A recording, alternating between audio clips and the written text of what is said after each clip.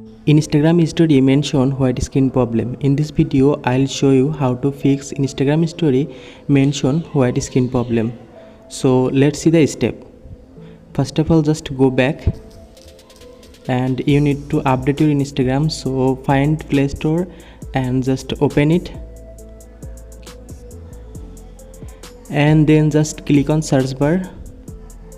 Now click on search bar and search for Instagram. Just click on Instagram and then just update your Instagram app. After updating your Instagram, just go back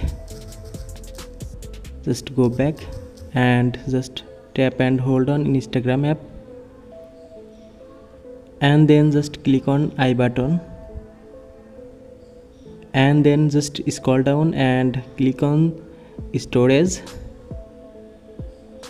Now clear cache and then just go back. Normally reboot your phone, just normally reset your phone. After all this process, now check your problem solved successfully.